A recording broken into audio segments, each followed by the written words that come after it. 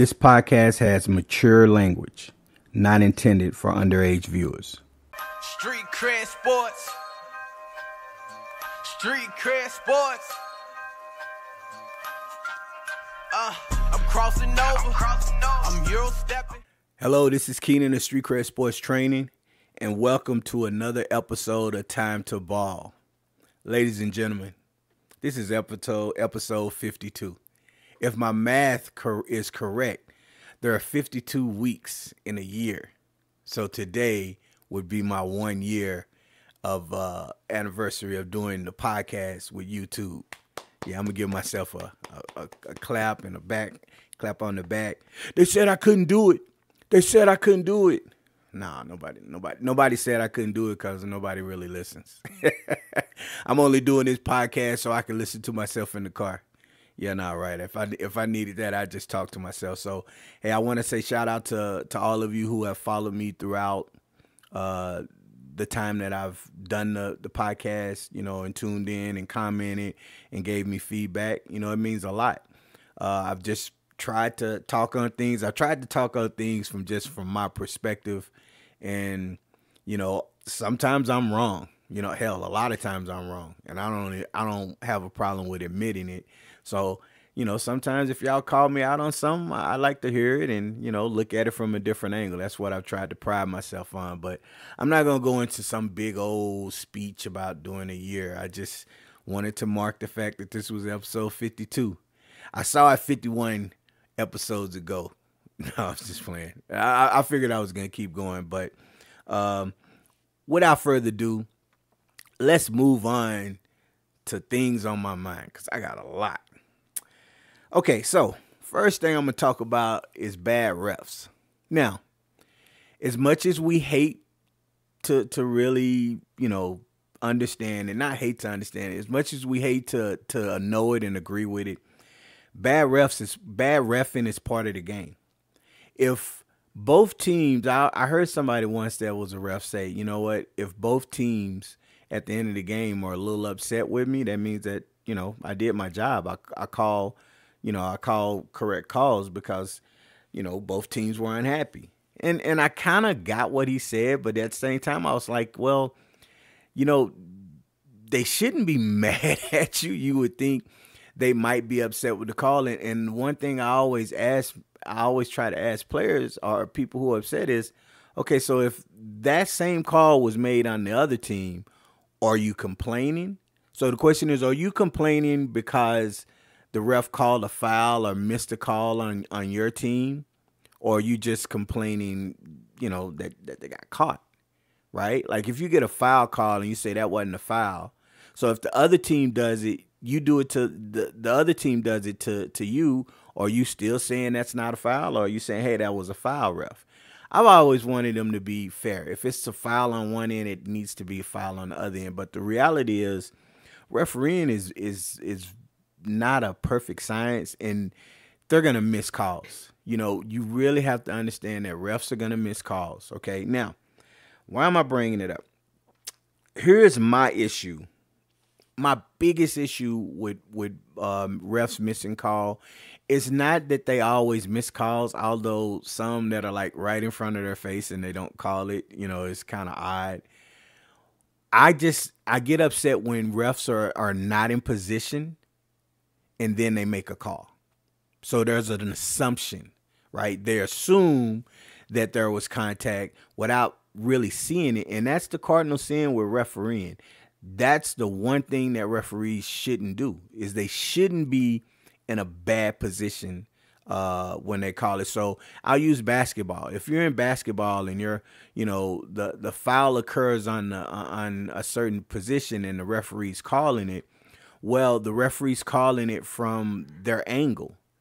But if you don't see where the contact would have actually occurred and you call it, that's usually a problem. It occurs a lot on fast break. Now, I could sit up here and say that this is a high school or a city league, thing, but no, this happens on all phases. I've seen it in high school. I've seen it in middle school. I've seen it in like tournaments, AAU, city league. I've seen it in college. I've seen it in pros. Referees are not in position sometimes, and they make the calls, I think, because they feel they have to, and there was an assumption that there was going to be a foul, but they didn't see it, and then you get influenced sometimes by a player acting. Sometimes it's okay to say you didn't see it. I remember once, a referee said that I double dribbled. He called me for a double dribble, and I looked at him and I was like, huh? So I'm going in my head to try to think, damn, did I double dribble?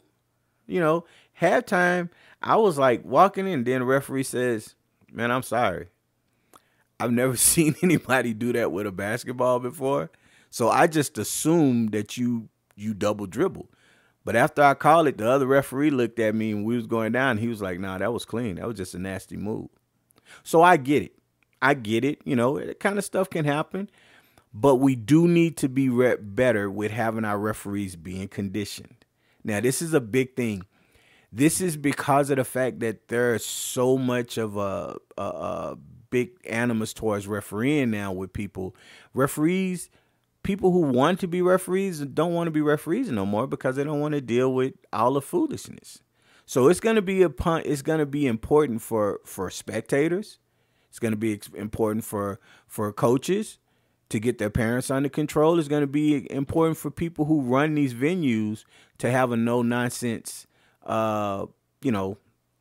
policy to where we start to let referees know, look, we appreciate you. Sometimes we don't think you know what the hell you're doing, but we do appreciate you because the reality is nobody's going to want to do be a referee.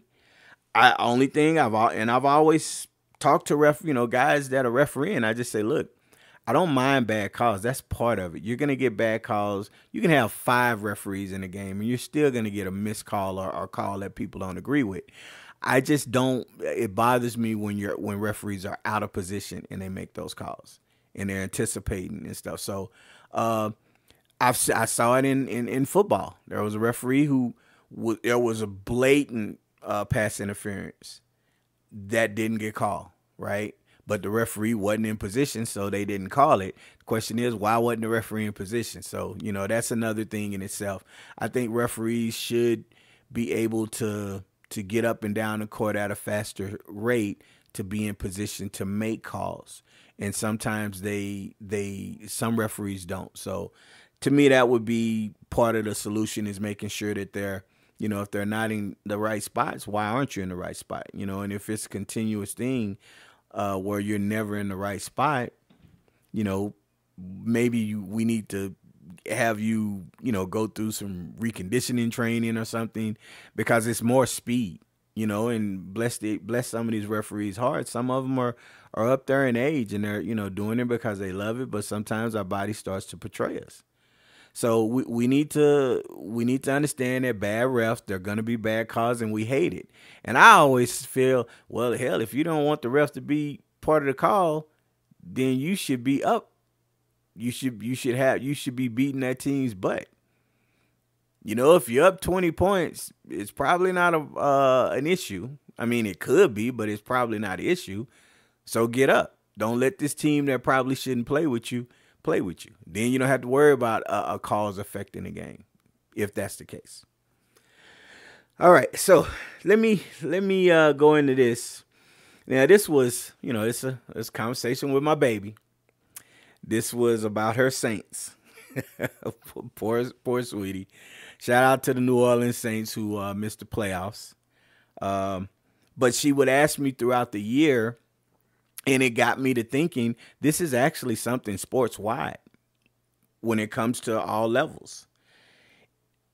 If there's an issue with the team, is the issue a schematic issue where whatever offense they're running or whatever defense they're running doesn't work? Is it an issue with the players, personnel that you have? They're not good enough to run the offense or the defense. They make too many mistakes. They don't know what they're doing.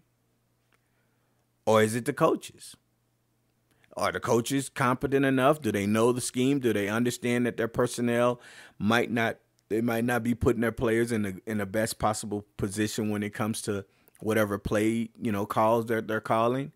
Which is it? What's the issue? And I'm going to use her team for an example.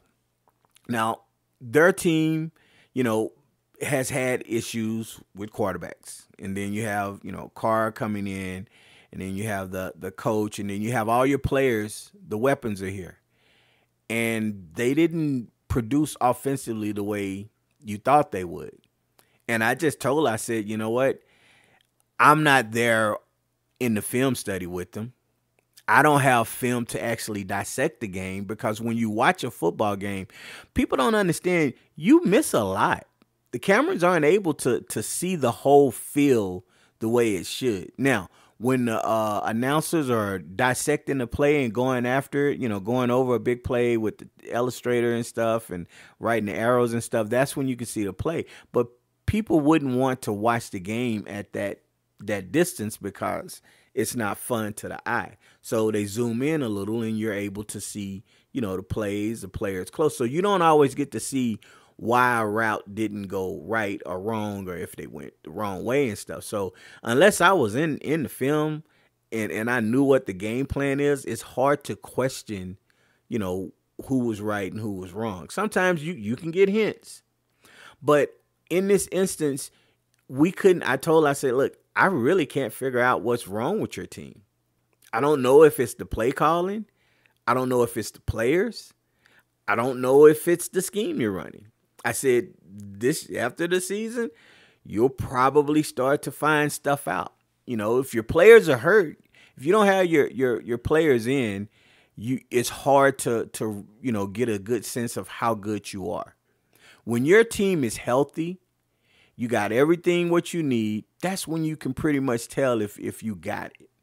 And, there are teams that got it and there are teams that don't. Now, obviously, when you get a new quarterback that has to get acclimated to a system, there's a learning curve. You got to give them some time to get used to things. So it might start out slowly for a team. It's the same thing with basketball. Same thing with other sports. You're going to have situations where sometimes you don't know what it is. Sometimes you do. Sometimes you know that the coach is not the coach for some reason is feeling a certain way about something, and the coach goes with what they feel, and it's the wrong decision. And it's okay to admit that. The coaches make wrong decisions. That's, players make wrong decisions, coaches make wrong decisions. It's fine. If you repeatedly do it, then now we understand that it's the coach's issue. I tend to think sometimes when teams have issues, I think it's a little bit of everything. I think it's a little bit. Sometimes it could be one game where it's the players. It could be one game where the scheme wasn't a good scheme for whatever you were trying to accomplish. It could be a game where the play calling, the coach, the what the coaches had in place for that game wasn't what should have been, right? So I really, it's fascinating, because when you look at every team that's unsuccessful, you can probably point to numerous games where it's one of each, right? So I think it's important, and I hope that helps her, because she's going through it with her team not being in the playoffs. So hey, don't tell her about this conversation, because I don't want her being mad at me. All right, now let me put in my 2 cents. Speaking of the Saints, there's a segue. I'm getting good at this segue stuff. I don't do it all the time, but okay, segue. The Saints and Falcons, the end of the game. If you don't know, Atlanta Falcons, New Orleans Saints football game this past Sunday was the last game of the season. Now, they're hated rivals. They play in the same division, so they don't like each other. So anytime they get to stick it to each other, that's generally what they do. Here's what happened. Atlanta's down 41-17, I think, 41-13. It was a lot to a little, as my dad used to say. Atlanta has the ball. It's under 2 minutes. They're trying to move the ball and still play. It's the last chances they're going to have to do something. So they're just trying to play. They're throwing the ball. Tyrann Mathieu for the Saints safety. He gets an interception, runs it all the way back. He gets tackled at the 1. Now, the funny thing is he got ran down by a lineman. So I know I was telling my wife, I was like, that's something that they're gonna mess with him about. Like, yo, you let a lineman, run you down, right? And she's like, well, why does that matter? I said, because he's a lineman. He shouldn't catch a safety. The safety should be faster than a lineman. But in any case, he gets tackled at about the 1 yard line. There's like a minute and 13 seconds left. Saints come in, they get in the victory formation. They have Jameis Winston, who's a backup quarterback. So they're in the victory formation, and Jameis Winston runs an offensive play to the handoff. Jamal Williams, he scores a touchdown. Now, Jamal led the league last year with Detroit in, I think, touchdowns. This year, I don't think he's had any. Again, was it the scheme, the players, or the coaches? It's kind of odd that he would lead the league and then he come over here and he don't have any touchdowns. So that's a question that you got to look at in the offseason, right? But he gets a touchdown, and the coach for the Falcons is really pissed. Like, yeah, okay, you really wanted me to get fired. Everybody knew. I think everybody knew he was gonna get fired anyway. But that's one of them games where you get embarrassed like that. They do that. Yeah, it's kind of go ahead and fire him, owner. So he's upset. The Saints coach at the end of the game, press conference says, we call the victory formation. The player didn't listen. I apologize to him. They should be upset and everything. So there's been a lot of talk and discussion about it. Now, my thought was, knowing the history, knowing quote unquote etiquette, how things go, I didn't like it. I thought it was a bad look, simply for a number of reasons, but like, if you're going to go victory formation, that's usually what, and when you hear players talk about it, they say a lot of times at the end of the game, hey, we're going to victory, man. We good. And they're like, okay, all right. So nobody's, trying to go hard off the block. They're trying to, tackle the quarterback or anything. Everybody, they hike the ball and they start, congratulating each other, sportsmanship and stuff. Well, they did victory formation, and then they hiked the ball. So the defense wasn't ready. Now, you'll hear people say, oh, well, you have to be ready at all times. If that was the case, you would see more of it. You'd see more of it. Now, let's go to the other side. And I've actually seen this happen, where the offense is in victory formation, and it's been a rough, contested game. It might be a little heated. I've seen the defense tee off on the offense. They go hard as if they trying to get to the quarterback. And then you start getting scuffles. You start getting those linemen, pushing and fighting and stuff like, man, what the hell are you doing? You're going to get somebody hurt. So if it's not okay for the defense to go that route in a victory formation, it shouldn't be okay for the offense to do it. Now, other stuff is somebody could get hurt. You saw it in the Washington-Texas game, college football playoffs. They really should have just did a couple of kneel downs, but they ran a play. Texas was ready. They ran a play, so it wasn't a play that it caught them off guard. But the running back gets hurt in the play. Simple running, so then there's a decision about that. Well, hey, why did you do that? You're putting your players at harm. I think about it in basketball terms. If you're up 20, 30 points and, it's like, under a minute or something, and people start walking, how you start walking down the court and dribbling, and you're just dribbling the clock out. And then you turn around and you still trying to dunk and take threes. That's not a good look. It's etiquette. It's more sportsmanship. And the thing is as I explained to her, and I've said it, it creates what they call bad juju. Because the thing is you don't want it done to you, so you shouldn't do it to other people. And then you hear people, oh, well, play to the end of the game. And that's what my wife was saying. Well, you always say you're going to run the score up. I said, yeah, absolutely. But I'm going to do it within a certain time. When the other team starts to take out their starters, when you know that they're just trying to finish and get through the game, you can tell as a competitor when the other team is kind of like, man, you know what? Yeah, we're not going to win this game. And they start to relax. I would relax. Now, if it's 6 minutes left in the game, I'm still going to play. I can't help that. But after a certain point, like under 2 minutes, under 2 to 3 minutes, that it's you're trying to get out of there healthy and stuff. Of course, that's when I would do it. So I had to kind of rephrase it to her because she wasn't quite understanding. She tried to use my logic against me, but she wasn't understanding the parameters of what I explained to her. And I guess I should have did a better job at that. But I didn't like it. And then you had some players coming out saying, hey, you know what? That was a great job by him to do this. That was a great job. And then you hear other players like, man, that was Bush League. You should cut him and stuff like that. Now, I'm not going to go all into if you should cut him. I think it was messed up. Not only did you do it, you turn around and find out that the coach told you victory formation. You ignored what the coach told you, and you ran the play anyway just to get this guy a touchdown. My sentiment is, if you wanted, okay, sorry, mama. If you wanted him to score a fucking touchdown, why didn't you help him score a touchdown the other 17 games in the season? What about that? Y'all are cheering and shit for scoring a touchdown at the end of the game. At that point, I believe it was obvious they weren't going to make the playoffs. So they're going to play strong, right? I kind of get maybe the bonuses and stuff, but I heard it wasn't a bonus. But I'm like, yo, why hadn't he scored? That's the biggest question I have is, why is this man's first touchdown in week 17 and 18 of the football season when he led the league last year in touchdowns? That's a question that I want to know. Has he been getting the touches? Has he been playing? That's the question you should be asking. But the reason I'm all of this is because this stuff trickles down. It trickles down to the college. It trickles down to high school. It trickles down to youth sports.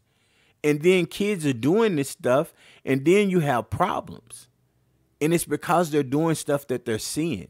Hey, they're going to keep running the score up. You see it in some of these games, 100-2, right? Right? Okay, all right. Look, I'm not saying that you shouldn't continue to play hard. That's not what I'm saying. But you got to understand, if it happens to you, it could be bad feelings. All right. So my point, and I'm just going to use this one example. My point is, if you're going to line up and say, hey, we coming at y'all ass, I'd have more respect for that, because at least they know it's coming. But I wouldn't have done it. I would have more respect, but I still would think it was messed up because it was a minute and 13 seconds left. So that's me on my soapbox about that. And, I know it's mixed feelings. Some people like, oh no, you got to score. Other people like, nah, that's messed up. Bad things can happen, and I guess I'm one of those people. But different circumstances, maybe I look at it differently. If they talking and running their mouth, the rest of the game, and they talking about, maybe it might be a little bit different. I'm like, oh, y'all still running y'all mouth, y'all trying to hurt us. All right, we gonna run the score up on you. Okay. All right, now I want to move really, really quick to the Eagles. Eagles started out 10-1. I believe they lost 5 of their last 6 games or something like that. 4 of their last 6, so they ended up, what was it, like 11-7 or something like that. I can't remember exactly. Before the game against the Giants, they came out and said they had a players only meeting. Right. And then they come out and they get blasted by the Giants. And I've always heard that players only meetings mean that there's something wrong. And to me, you can have all the players only meetings you want, but if you're a flawed team, you're a flawed team. If you're a bad team, you're a bad team. And it's weird to say, because not only did they make it to the Super Bowl and almost win, they started out 10-1. But I tell you this, I was on board like Shannon. When I watched them play, they didn't look like the same team from last year. They didn't. Jalen Hurts didn't look like he was as crisp. He looked kind of, I don't want to say going through the motions, but it didn't look. They looked kind of tired in a sense that they were out of whack. And I thought it would get better as the season went, but they kept winning. They kept proving that they could win. But then flaws started to come, things that were apparent that weren't able to be taken advantage of early were starting to be taken advantage of late. So my point is, if you're a flawed team, or if you're a bad team, or you're in a bad space, I often don't think players only meeting is going to help. I think it actually can get worse if you have certain people talking that probably shouldn't be talking. Now if it's the leaders of the team and they're talking and it's only them and they're trying to say, look, I need to do a better job or something like this, then, maybe. But if you start trying to talk to somebody and tell somebody else that they're not doing a good job, some conversations I feel should be held in private. I really feel like that, because to me, you never know how somebody's going to take it. Now you might lose that person, and now you might have a divided locker room. And you hear it a lot in sports. Sometimes you get divided locker rooms. Two players don't like each other and they're not on the same page. You got some players on with one player and some players with the other. Now you got a divided locker room. So I think players only meetings can help. Absolutely. But I think you have to understand what you're doing. And I think they should have been, looking more at and understanding what were some things that they couldn't do from last year. They lost both coordinators, offensive and defensive. They lost some key pieces. So yeah, if that's the case, then you're gonna have to switch some things around, and you can't be the same type of offense. Maybe you might have to play differently and stuff. I don't know. I don't follow them as much, but that's just something I wanted to mention. Okay, next I want to ask the question: What if we got after politicians like we get after athletes and teams? Could you imagine that?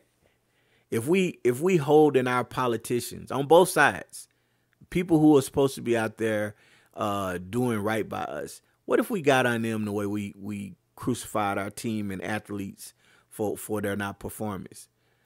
I wonder if the nation would be better. I wonder. Get on them. Call them out, both sides, because it's not looking good on any side. I try not to get into politics and stuff. I kind of wish, maybe we didn't have politics. Maybe we just had some kind of like lottery system where we, voted or something, or we, brought up a concern, and if we had 70% of the city or the state or the country, go for it, then we, okay, it's approved, right? But politicians got agendas. They got other people that they're trying to do stuff for, and they're always around. They're never being held. Like, look, if a coach has 2 bad seasons, they're firing him or her. I ain't never seen a politician get fired after being in that position for 2, 4, 6, 8 years, and they haven't really done anything. So it is. I heard there was somebody talking about, how politicians are able to get over with stuff, and then like within that, I heard some, like within the same 10, 15 minutes, I was listening to something else, and it was talking about how people were on the hot seat, and then I just started thinking, what if the politicians were on the hot seat?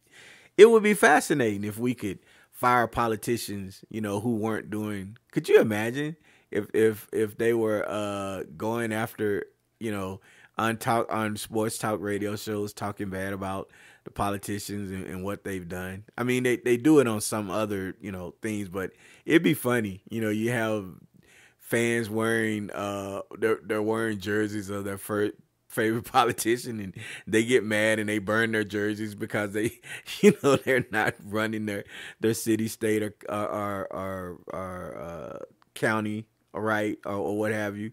So it'd be funny. Not funny. To me, it would be weird to see the dynamic of hey, you got 2 years. You got a 2-year contract, but yo, man, if you don't fulfill some of the promises you were talking about in the campaign within that first 6 months, yo, we about to get you up out of here. Okay, all right. So, excuse me. I got a question for y'all. Do y'all think that Wemby of the Spurs. Do you think he's experienced being dunked on like it's happening in the NBA? You know, he's over from France, and he's played. I mean, if you didn't know, okay. So for those who are you talking about? Okay, Victor Wembanyama. Okay, Victor Wembanyama. That's what I'm talking about. The 7'5", all-world player for the San Antonio Spurs. He can play all 5 positions. He can play the point guard, shooting guard. He played 3, 4, and 5, right? And you routinely see him playing all of those positions. Well, overseas where he played, you didn't have the athleticism from 1 to 5 every night that you do in the NBA. 85 to 95% of those players in the NBA can flat out jump. And they're always looking to put somebody on poster. And if you are able to dunk on a guy who's taller than you, it looks even better in the highlights, right? So Ja Morant, who tends to dunk on pretty much anybody and everybody, he got him. It wasn't one of those signature Ja dunks, but I actually thought it was more impressive because it wasn't where he dribbled from one side, from the right, made a move, came down the lane, 2 or 3 dribbles, went up, Wembanyama's under the rim, jumps up to try to contest it. Ja's already in the air. You know how that's going to end. Wemby was guarding Ja. Ja came with a little hesitation, went between his legs, right past Wemby, close to the rim, went up off 2 feet, and dunked it. It wasn't a strong power dunk, but to me, that was more impressive than him catching him where he's coming down the court and he cocked it back. It didn't have the same punch, but I think I was more impressed with that dunk. That was just me, just because of where he was and stuff. But Wemby's gotten dunked on a few times, and he's dunked on quite a few people, and I think he's going to get dunked on a lot more. And look, getting dunked on is a part of the game. I just wonder if it's a different experience for him because realizing that so many guys can jump so high and they're routinely dunking on taller players. That was just kind of what I thought. Like, I wonder if he's like, damn, I'm getting dunked on a lot. I'm not going to stop. I don't want you to stop. I want you to keep playing. I just wonder if that's something that he was thinking about. Last point is bad matchups. Do y'all believe in bad matchups? I absolutely do. I believe that some teams are just bad for some teams, and no matter how many times they play, you're probably going to get the same result, right? So let me give you an example. I'm trying to think out because now I'm trying to think of the sport or the team, and my mind is just kind of blank right now. But okay, let's use football. Let's go with San Francisco. All right, San Francisco. I'm going to use Dallas, okay? And I'm only using it because of that one game. I'm not saying it, but I'm just going to use it because for right now, I can't really think of the teams that I was going to mention. Dallas, San Francisco is a bad matchup with Dallas because of the way they play. Defensively, mainly offensively, the way they can control the clock with the run schemes and stuff. It's a bad matchup. So no matter how many times they play each other, you probably think San Francisco's going to win all of those games. Or majority of them. 75% of the games are going to win because it's just a bad matchup. So what do you mean, okay? Here's what I mean. There are some teams where scheme-wise, they do things that you have a problem with doing. So let's say your football team doesn't have really good interior defensive linemen. So teams can run the ball on you. Well, when you play a team that runs the ball a lot and they're very good at doing it, that's going to be a bad matchup. If you play a team where their defense doesn't have a good cornerbacking crew that, defensive backs and safeties, they make a lot of errors. They're low in the standings as far as playing pass defense. You give up a lot of points overhead, and you play against a team that throws the ball a lot and out there.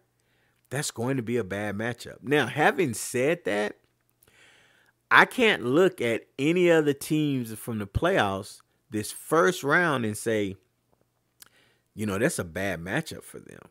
Now, do I think a team's going to win? Yeah, absolutely. One team's going to be better. They're going to, maybe make mistakes, but there's not one team that is like, man, that's just a bad matchup for them. Every time they play them, they're just going to have trouble. Now, if I use the NBA, let's say Golden State and Indiana Pacers. All right, let's just use them for example. It bad matchup. Or Toronto in Golden State's a bad matchup. Okay. Oh, here's one. Right now, at this moment, the Houston Rockets and Denver Nuggets. It's a bad matchup for Denver.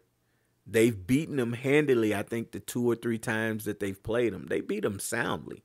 It's been a bad matchup for Denver the way Houston plays them. You're going to have some of those games where this team just doesn't match up personnel-wise, and it's not much you can do. You can try to stem the tide schematically, but you pretty much know there are things that they do that we have no answer for.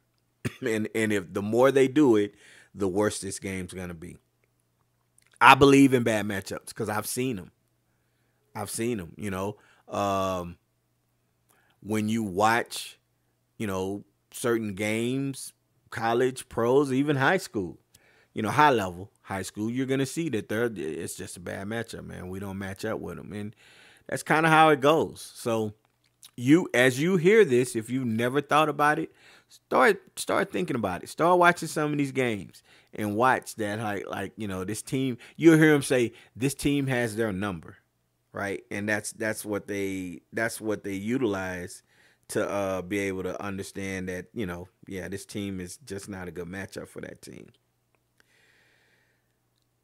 Okay, so let me get off into my basketball ideology.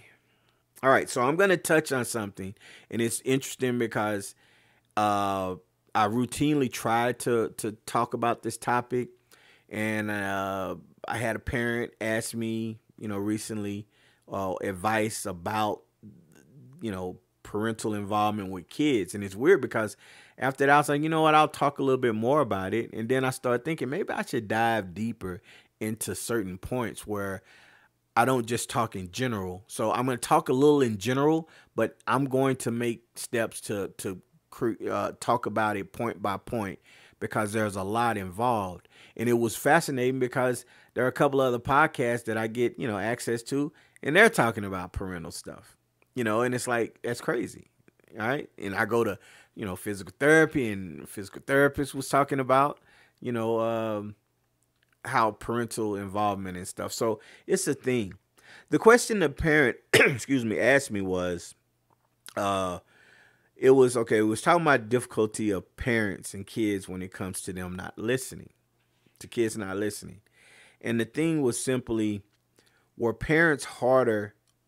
Parents were harder on kids back in the day, and did they need to be harder on their kids because parents who were harder on their kids, tended to be the best. They were elite athletes and top of their, they were the greatest athletes. And I explained to the parent, I was like, well, no, that's not always true. Like, I don't really think that the parents were hard on Michael Jordan at all. I mean, they got on him, but I don't think they were hard. All right. Okay. So before I get to my basketball ideology, I want to give a shout out to a Paso electric technician. We were in the middle of it, and he was replacing our meter. So we had to stop because the power was going to go out. But man, it only took him like 5-10 minutes. He was quick. Shit, it'll probably taken me. God probably would have taken me a couple of hours or something. But he was very. I didn't get his name. I should have got his name, but He was very professional. Took care of his job, did what he needed to do.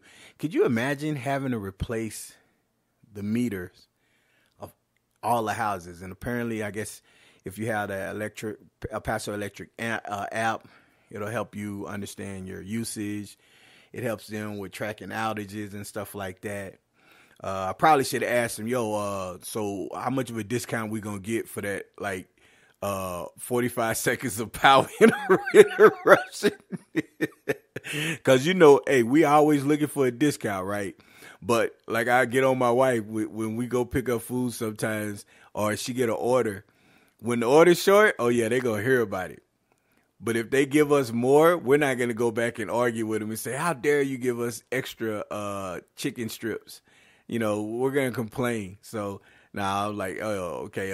So how much of a discount we going to get for that 45 seconds? But now he was real quick, and it would happen on our year anniversary. So, yeah, I appreciate him doing his job very diligently and great. And, there are a lot of great workers in every industry. There are some questionable people, but overall, there are more great people in every industry. So I salute them and shout out. I'm sorry I didn't get your name, but you are on it for what you did. So, okay, let me get to my basketball ideology now. Let me get back on point. We were worried for a second that all of this stuff was going to be lost because of the power being cut, but we had backups, so we're good to go. I don't have to start over. All right, so basketball ideology. I was talking to a parent recently, and they had asked me about, how they should be with their kid. They've seen, other parents be really hard on their kid when it comes to coaching and trying to get them ready. And they were wondering if they should be like that. And, because of some athletes that have become the best, were their parents like that. And I don't think a lot of parents, look, you can be on your kids. You can get on your kids about being disciplined and stuff. Look, every kid, every situation is going to work, differently. Some kids aren't going to take harsh criticism, a lot. Some people have to be, I don't want to use the term praise, but some people you have to let them know when they're doing right. Just like you let them know when you're doing wrong. The problem I have, and, it's just me. It's just from a, ideology. I respect, if you're the type parent or type coach that's just on their players, grinding them all the time. If they're okay with it, I can't be upset with it because I'm not the one there. I just strongly feel that if you're going to crush a kid or a person for all the bad things they do, you got to let them know that they did something right. When they do it right, you got to let them know, hey, good. You don't have to be like, we're going to throw a Chuck E. Cheese party. Hey, shout out, I need to go buy Chuck E. Cheese. But you're not going to throw a party for them. You let them know, like, hey, that was good job. Hey, are you on them more about the bad stuff? Yeah, you can be on them more about the bad stuff. I don't see a correlation between parents who are like ruthless with how they treat their kids growing up, pushing them. I don't see a correlation between that and a wide view, a big high percentage of successful athletes. Number one, if those athletes can play, they're going to play. They're going to be good, Now, the pushing and stuff, can it help them mentally? Yeah, but it can also hurt them. It could also hurt them mentally. I will tell you this. I don't think there's been research done, but I would guess, and this is just me basing it on the number of years I've been doing this, the different kids that have come through our program, the type of parents that were on them. The ones that were really hard on their kid, there usually ends up being some type of resentment at some way, to where the parents are a little, they're on them, they're trying to help them, but they're actually hurting them in what they're doing. You drive the kids away. Think about a job. If your boss was on you all the time about everything, at some point you're going to move to a different job. You're not just going to take it. Nobody likes to be yelled at consistently, mercilessly for everything. Nobody wants to go through that. And I'm not saying that you can't be tough, you can't yell, you can't get on kids. I'm all for that. And I tell my parents and kids that, you know what? Yeah, I want coaches to get on your ass. You know, you can't be going soft with certain things. But it's funny. I saw, what was it? He Got Game and with Denzel Washington. And it was when Ray Allen was a kid and how he was getting on him. And, you know, most of it was good. Some of it was good. Some of it was like, you know, I get it. But, you know, sometimes if the kid is good, you know, you can help find them, help filter them through some things. But most of the time, if they're good, they're going to be good. So what I explain to the parent is a lot of times, you know, you hear parents are trying to live through their kids vicariously and they want their kids to be good because they weren't, you know, that good in whatever said sport. That could apply some.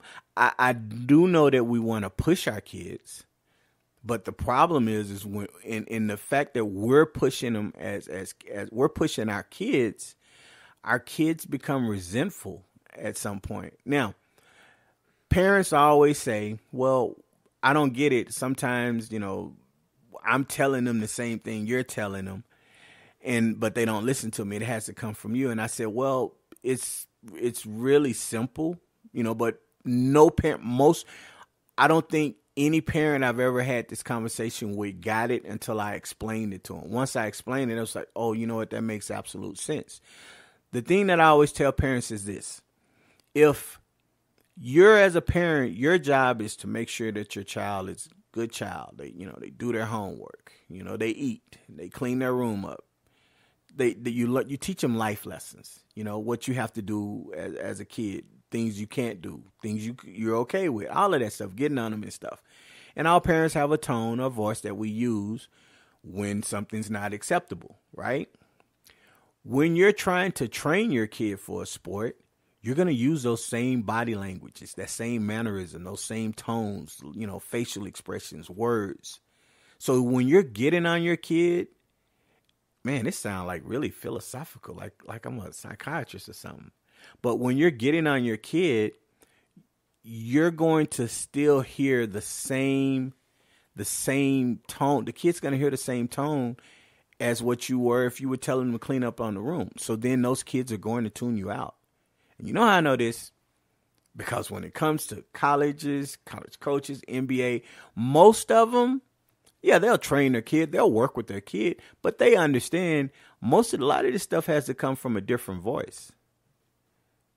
Because kids really don't see, if you're training them, kids aren't going to see you as that heroic figure sometimes. Kids are going to see you as, you getting on my ass again, you know, like I didn't do it right, so you're going to keep getting on me and stuff. And they don't take it as well at that time. They don't understand it. So that's usually the dynamic. That's my experience. Now, for somebody else, maybe it's different. But my experience through this is how it's been almost 100% of the time. So in navigating this for parents, I'm going to have to come up with like not a special podcast, but I'm going to have to try to sit down and write points down to really make sure parents try to understand certain things that they should and shouldn't be doing.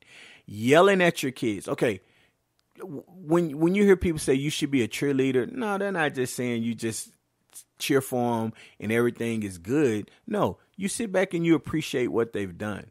Yelling at your kids from the stands, it shouldn't help. And what it does do is it causes more of more of an issue, because now you have the kids trying to decide if they should listen to what the coach says or listen to what you say. Who do you think they're going to listen to? They're going to listen to the parent. So it's all kinds of stuff. But yes, you can push your kid. I'm not saying not to push your kid. You can push your kid. You can get on your kid. But this whole, I heard a parent say, oh, yeah, well, I remember, my parent or something to the effect of, and I've heard it from numerous people, like, well, they were always honest. Like, we didn't do it. Nothing we did was good. Everything was bad. Yeah, that's kind of a hard thing to do. Like, you score 46 points in a game, You help them win. You're the reason they win. You knock down the free throws. And then the first thing a parent can say to you is, well, you should have had 56 points, but you missed these shots. Well, yeah, you can say, hey, you'd have had 50 if you knocked that shot down, but it's your tone and how you say it. You're congratulating them, but letting them know at the same time, you know what? There's always going to be work to do. So when you say, hey, there's still work to do, yeah, that's fine, because as athletes, you know that there's always going to be work to do. Nobody is 100% when it comes to playing the sport. The greatest players in the world, people that are considered the greatest, had lousy percentages a lot of the time when it came to shooting. But they were just great and they persevered. So I'm going to get into that a lot more because I think I've always thought it's fascinating. And I want to maybe try to put together some actual points to just try to go through so it's more specific, because I'd say there's maybe somewhere between 4 and 10 points that I can make on the subject about the parent relationship with the child and how it's supposed to be. So my next thing is, are we witnessing the downfall of patience and waiting your turn? Kind of crazy. It's almost like a segue. That's like two segues today, man. I'm feeling it, boy. Look at what a year of podcast makes a difference for me, right? K learning segues. Next thing he gonna be saying after, but I'll tell you the answer after we come back. I'll start getting sponsors and stuff, and I'll do that. Okay, so what I mean by it is, from high school, college, pros, everyone feels like they're the best, even if someone's better. And most people seem to not want to wait. A lot of kids, coaches, not a lot of coaches, but more on the player side. They leave. Players try to leave teams either because they want to or because their parents want them to. And a lot of times they found out that leaving for a different team wasn't a good idea. Not a lot of times. Sometimes. I say sometimes. I'd say maybe it's 50-50. You leave for a team and maybe realize that maybe you weren't as good as what you thought you were, and you're in the same position. And I think it all goes to patience. I think right now we're in a really microwavable style of play in sports, and all sports, to where everybody wants to be so successful now. There's a ton of pressure. There's a ton of pressure on everybody. Look, I keep constant pressure on myself. I don't have to worry about any pressure from the parents, because I feel like if I'm not doing my job, they're going to go somewhere else. Right? So if I got a high turnover rate, or kids only come for 2 or 3 sessions, they're like, man, this dude don't know what the hell he's doing. They're going to leave. So I put pressure on myself, not for that reason, but I put pressure because I want every kid that comes through my door to be able to walk away with the tools necessary to play. I don't try to put the whole, hey, man, you're going to be like Michael Jordan, when you leave here. No, after I finish, whether it's 4 or 8 workouts or whatever it is, by the end of those, you should be good enough, if you've done what I've needed you to do, to be able to get on the court and be productive, if given a chance. Now, that's a whole nother subject, but I often see, that the patience has run out. Like, people, it's like instant gratification. My kid needs to be playing and shooting all the shots, and my kid is the best and stuff. And it's getting, I think if we're not there, I think we're in the downfall of patience, to where, hey, if you can't show that you're good, and if you can't show that you can, if you don't get an opportunity to play, you're leaving. That's what the transfer portal has done. Kids are not patient with what it is. Now, there are various reasons for it. I get it. It's not all one shade of color. It's different shades, because there's different reasons why different kids leave. And then with this NIL money, it's, and look, I'm not saying it's bad. I'm just saying that's what it is. But there is not as much patience now. You look in the pros, kids are getting recruited, not recruited. Kids are getting drafted, and they're expected to be, an all-world quarterback or an all-world position player within that first game. They should be good enough to take us to the Super Bowl, their first pass. if they make a bad pass, oh my God, they're a bust. Then they make a good pass, oh my God, they're all worldly. I've always said, especially on the quarterback position, really in any pro sport for majority of the players, I'm not talking about the special ones. I'm saying in average, you're really not going to see anything until year 3. Most players are going to be special their first year. They're going to have a good first year in any sport. That next year, because there's film, there's understanding of how this person is a little uncomfortable when they do this or this. This is what we're going to force this player to do. This is in any sport.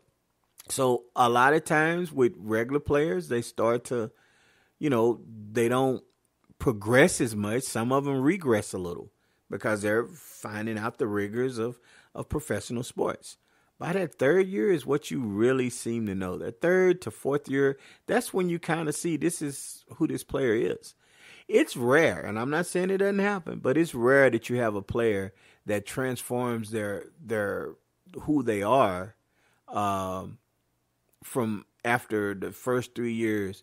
In year 6, they're a completely different player, right? So I'll say you might have in the NBA, you might have a player that doesn't shoot. Right. For the first 3 or 4 years, they don't shoot. By year 6, they're a top of the league shooter. No, they're going to be a better shooter because they understand with the system and that they're going to get shots and that's what they're moving to. And they got to, they got to be on the floor. They got to be able to hit shots. So they're going to improve on shooting. You're going to see the needle move some, but you're not going to have some transformative to where they go from a guy who was shooting 20% to now you're in the Steph and Clay and Damian Lillard, those guys percentage-wise shooting from the threes. That's not going to happen. I'm sorry. I try not to do absolutes. I haven't seen it happen. It probably has, but I hadn't seen it. Okay? So if it has, let me know this dude did this. Like, hey, man, I will definitely say, yeah. It's not something that I've seen or I haven't seen it on a consistent basis. You can point to 1 or 2 instances where it happens, but on a consistent basis, I haven't seen it as much. Would I like to? Yeah, absolutely, because that means that players are growing. But the patience level has really started to take a back seat. So I really think we need to get back to patience. I'm not saying you got to wait 4 or 5 years to know if a player is good. That's not what I'm saying. But you let that player grow. Let that player make mistakes because I can tell you right now, players are not who they were a year ago, 6 months ago. A lot of times they're a better player, but you got to give them that opportunity. And players got to understand that it can't be easy. I always said if it was easy, everyone would be doing it. So you can't expect that you're going to come in and not be challenged by your new teammates, by your coaches, by people you play against. You're going to be challenged. If you're trying to ascend, only 4 to 7% of high school athletes play college ball.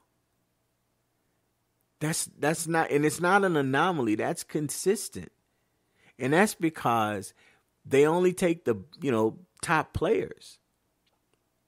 So you have to be really good to go. It's not for everybody.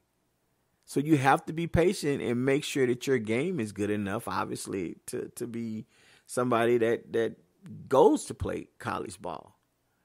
So elite is elite, but elite is elite because it's elite, not because you say you're elite. It's not because, you keep switching teams to say that you're elite. If you're elite, teams are trying to get you. You're not moving from team to team. So we need to be more patient. We really need to be more patient because right now it's getting bad. It's getting bad, and I don't see it as much because I'm not out as much, but I'm hearing a lot more of it from coaches, from parents, from kids. We need to be a little bit more patient because things are going to start happening, and it's probably not going to be a good look for anybody. I don't know what that is, but couldn't be. Okay, next, I want to talk about players being put in a box. I've never use that term. I can't even remember. I always call it labeling. But I was listening to a show on Sirius XM, and I'm Antonio Daniels. And, he played for the San Antonio Spurs. He won a championship. He's a color analyst for the New Orleans Pelicans. And he's on this show called Give and Go. Right? Like, so if somebody says, hey, man, you can't mention other things on your podcast, it's my fucking podcast. I mention what the hell I want. Now, if they come and send me a letter and say, don't talk about it, then okay, I won't talk about you. I think it's kind of, like I'm giving you more subscribers if people decide to peek in and listen. So you should be glad. I mean, but they're on a worldwide stage, so of course they don't need my little plug to help them out. But it helps context. When Antonio Daniels uses the terms, this is, you don't want players to be put in box. And for a second, I was like, what does he mean? But I immediately knew what he was talking about. It's labels. When a player is put in a box, you tend to think that, that's all this player can and can't do. So you never give that player an opportunity to grow. Even if that player does well and that player is showing improvement. Hey, you know what? You said I couldn't shoot. I am shooting. You said I was late. I'm always late on my defensive rotation, my defensive efficiency. When I'm in the game, the other team's plus 12. I'm showing that I've made these improvements, right? I've improved my game to enough to where it's visible. In the game, it's visible in practice. But coaches just are like, nah, you know what? I'm good with the rotation I have or the type of players I have or whatever. You're not in that plan. That's when players are put in the box. So you can use an example. I will give you an example. PJ Tucker. Okay, PJ Tucker's with the Clippers. He reached the height of his powers, I'll say, when he was with Houston doing the James Harden, when they went small ball. PJ Tucker, great defensively, scheme-wise, understood. He hustles. He could play bigger guys. He rebounds. He shot the corner three. Okay? Once he got moved to a different teams, you started to see him kind of be put in a box, right? And what was hurting him was he felt like he was kind of like Draymond, in the sense that Draymond affected and impacted the game in more ways than scoring. So you would see a lot of times they mess with Draymond that he was, averaging a triple single. Now, personally, just slightly off subject, I think Draymond should score. I think he should have scored a little bit more. He should have taken shots more because it tends to make him more of a threat. Now, if he's like shooting 10%, you just let him shoot. But I still think you should shoot, even if, you've been missing, you just work on that shot. But back to what I was saying. Draymond affected the game in more ways. Now, PJ Tucker did affect the game defensively. Draymond affected it defensively. But Draymond affected it more offensively than what PJ Tucker does, because PJ never really dribbles the ball. You never saw him, take the ball from the top, make a move or two, or just a straight line drive and shoot layup. I know you rarely saw it. I saw it once or twice, which I was, my mouth almost dropped. Not because I didn't think he could, but it's like, that should be something that you add to your game, makes you a well-rounded player. But a lot of times you could tell, it seemed like on the scouting report, is if you closed out on the corner on PJ Tucker, he's going to pass the ball. He's not going to look to give you a pump fake and drive one or two dribbles, pull up jump shot. He might drive and get a layup or dunk, but he's not really looking to get like a mid-range pull-up. And I've seen him do it, but it was far and few between. So now he's with the Clippers, and at first he was there, but now he's not playing. He's been put in a box. Because his skill set is not going to help what the Clippers need. Now, if he goes to other teams, would he still be put on the box? It depends on what they value and what they want. And putting players in boxes, you can do that with young players, where you just get this sense in your head that, well, this player, he's young, he's not going to be able to do this and that, because, first 3 to 4 months of practice, he hasn't shown growth. So now you put him in a box and you just say, oh, no, he's not good enough. That's putting the players in the boxes. And it happens in all sports, and it happens on all levels. And I think there should be opportunity. Look, you got to let players fail. Now, I know on the highest levels in certain situations, you don't want to let players fail in that unless you're a young team and you're wanting them to go through it. But there are always opportunities to put guys in and let them fail. Now, what I would do is you put them in those situations where you know they're going to struggle. And then afterwards, you sit down and you show them and you talk to them. You tell them how to get it better. You work with them on that. And if after a while they keep making the same mistakes, yeah, you probably put them in that box for that situation. And you allow them to understand, look, I can't have you doing it. I'll give you an example. If you have kids, and I'm going to use this on the youth level. If there are kids that struggle against the trap, and every time they get trapped, they get scared, intimidated, and they make a turnover, right? And the coach takes them out, and the parent is like, well, I don't understand why they're taking them out. And then I go through it, and I say, well, it's because they can't handle the trap. Have they worked on it? Well, no, they never work on it. Okay, so I'll work with it on them, and I'll show them everything. Now, if your child just doesn't get better with coaching and showing how to make those situations right, you can't expect for your child to play when they're playing a team that traps heavy. That's a game that you're probably not going to play until you get better at it. If you're not better at it, you have to understand when you play against those type of teams, that's what's going to be expected. Same thing situationally in football, basketball, baseball, whatever. You're going to have certain situations where certain players probably aren't going to be able to play to their strengths. Okay? But labeling a person and putting them in a box means that there's nothing, almost, to me, it means there's nothing you can do that's ever going to get me to think you're better, to help the team. And that's wrong. That's wrong. I really think that's wrong. And I really think coaches should take, a look at themselves sometimes from time to time and ask themselves, are they putting a kid in a box? Because coaches have the power. And if coaches are making bad coaching decisions, are we putting the coaches in the box? Are we saying, yo, you know what, you can't coach in this situation because you're not good at coaching in that situation? You can't coach a team that has to go up tempo. So we're going to use the assistant and you're going to be sitting at the end of the bench. No, that doesn't happen. You go through it.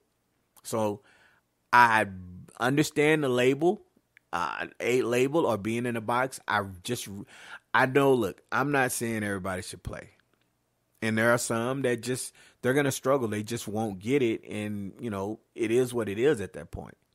But I think there should be enough film to say, yeah, man, they're not getting it. Like, if you tell a person that hey, don't touch the wall is going to shock you. After once or twice, you should know that not to touch the wall. If they keep touching it, then there's nothing you can do for them. Hey, you know what? It is what it is. All right? Now, this last thing I'm going to say is really quick. What is quick? When you say it's quick, it's going to be like a 15-minute conversation. And then as I keep talking, the music comes on. Like on the awards show, they give you a certain amount of time. And if you keep talking, the music starts playing. That means you need to get your ass off stage. Fortunately for me, I don't have that. But no, I'm going to keep that in mind. I really strongly feel that your point guard should be your best ball handler and decision maker. I don't think there's any other way. I don't care how much your point guard can score and get buckets and score 40, 50 or whatever. And I hear the whole thing of, yeah, well, that's not how players play now. Yeah, well, look at it when it comes to being at the top. I think your point guard should always be your best ball handler, and decision maker. So if you have a team and the best decision maker and ball handling is your 3 or your 4, I guess they should be your point guard. And it's nothing bad. I just think your point guard should be your best handler. They should handle the ball the best, and they should, be your best decision maker. And what do you mean by decision maker? Decide to shoot or to pass? No. If I know I have a mismatch with my 4, I'm going to give my 4 the ball as much as possible until they adjust. That's my decision making. If my shooting guard is hit, 3 of the last 4 threes he or she is shotting, I'm going to continue to run plays and look for him. I'm not going to say, hey, you start hitting now, let me get going. No. It's not your best decision maker. Your point guard can't handle a trap or can't handle defense. Probably shouldn't be the point guard. That's just my opinion. That's my opinion. That's what I look for, I guess. Now, obviously, you got to have the other intangibles, right? You got to play defense. And even people who aren't good at playing defense, they play defense. There are some guys who are really bad at defense, but they're good enough to where, you're not going to score 80 points on them. Right? You might score 60, but you might not score 80. So they can do other things, but yeah, that's my, and I can't even remember why I brought this, what made me look this up. I think I was watching a game and watching, the Florida game and just watching how, who was it? I can't even remember what game it was. I guess I should start jotting down that information so when I reference this, I'll know exactly what I was talking about. It might have been that I heard it on a podcast or somebody was talking about guard play and it just popped in my head. But take that away from it, pay players, parents, coaches. To me, be different for you, but to me, your point guard is your best decision maker and your best ball handler. If they're not that, I'm not saying they can't be a point guard, but, at some point, you're going to have issues when they're pressing, when they're having to make decisions, especially when it's decision making. Okay. So that's all for today. Shout out to everybody involved that's come through. I hope you guys like the little montage that my producer, Mr. ChezdotSantana, put on end of the year 2023. If you didn't, listen to that, go back. I think that was episode 51 or 50. I'm not sure. It might not even been an episode. It might have just been, the best of 2023. But I thought it was cool. Went back to my zombie days, running from zombies and little clips of all of that. So I really thought it was cool. I mean, I see it and hear it. And it's funny because when I tune in at the end of the year, if it's a show that I'm listening to or something, and then they come up and they're like, oh, today is they're not in stage, so we're going to do the best topics from this year, a year in review thing. And I'd be like, man, shit, I don't want to listen to that. I wanted to hear them live. But then when I did it, I got excited. Like, hey, they're going to be wanting to listen to it. And then I'm thinking, I was going to pay somebody like, man, I don't want to listen to no damn year in review. I ain't going to listen to this podcast. I'll wait until next week when he comes on live because I don't want to hear no year in review shit. That's so funny. It's so funny. All right. Well, I hope you guys enjoyed this. I hope everybody's had a safe holidays. I know not everybody did. Let's try to make 2024 better than 2023. Let's try to learn from our mistakes.